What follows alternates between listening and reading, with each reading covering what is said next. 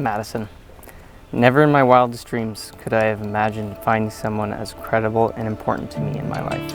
It seems like fate was on our side for us to not only meet, but for me to also get more than just a first date.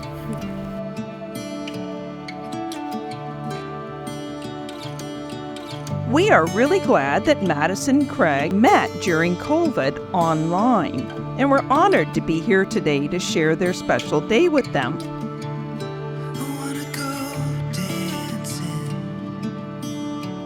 Madison shared with me that on their first date, apparently Craig did not talk, as Elise and Michaela alluded to.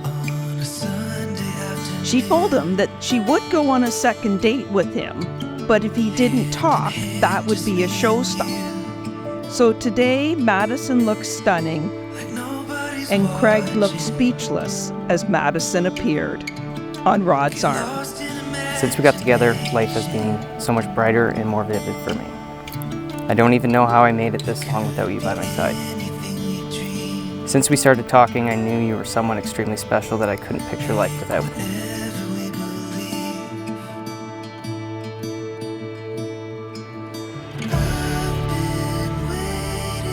But I can give you my undying word on what I vow to do in our forever together.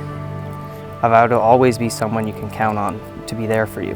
Whether it's something big or something small, I will never let you go through it alone. I can remember the first time that Madison introduced me to Craig. She pulled me aside and forcibly told me to be nice to him. She said that Craig was going to be around for a long time and that he was the one that she would marry.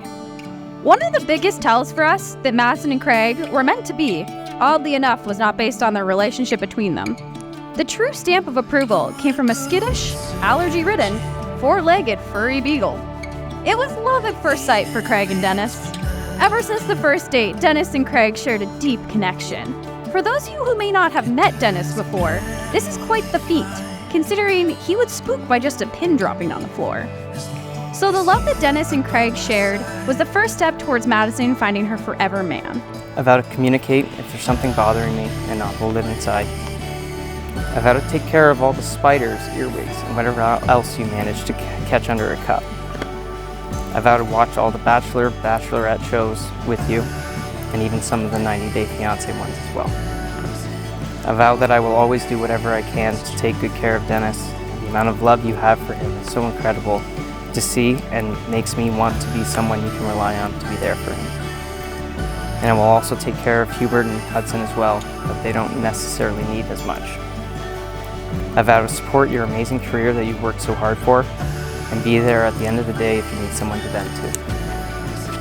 I will always listen and try my best to not just come up with a solution, because I know sometimes you just need a person to talk to, and you're way more than capable of handling issues on your own.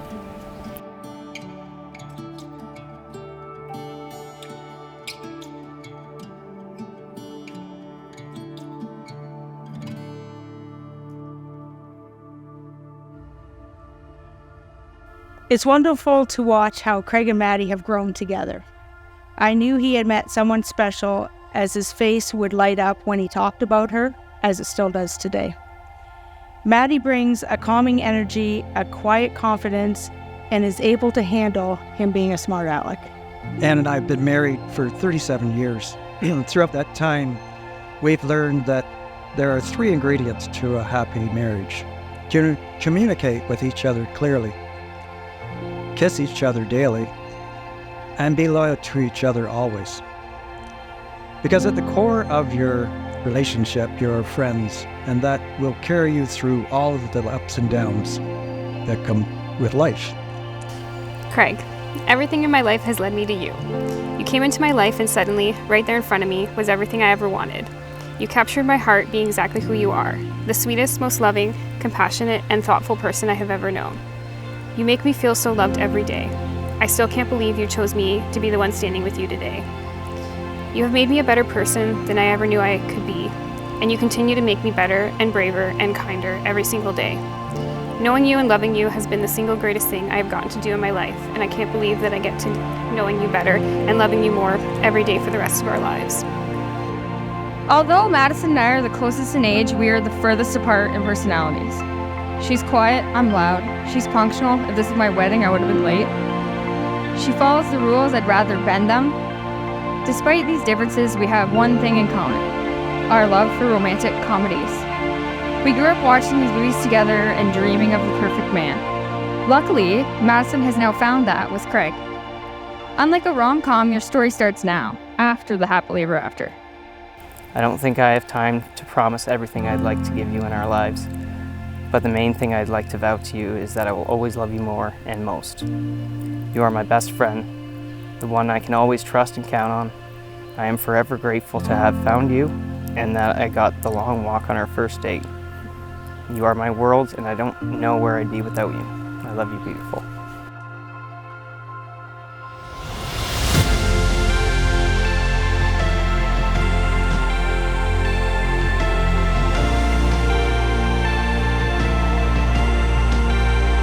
I promise to be by your side, to choose you each and every day, and love you unconditionally. I will love you at your strongest moments, but most importantly, at your weakest. I will always put us first. You are my partner, my best friend, my soulmate. You are the one I have waited my whole life to find. Together we are better than we could ever hope to be alone. A lifetime would never be long enough for me to return all the love that you have given me, but I promise to spend every day for the rest of my life trying. My heart is yours, always and forever.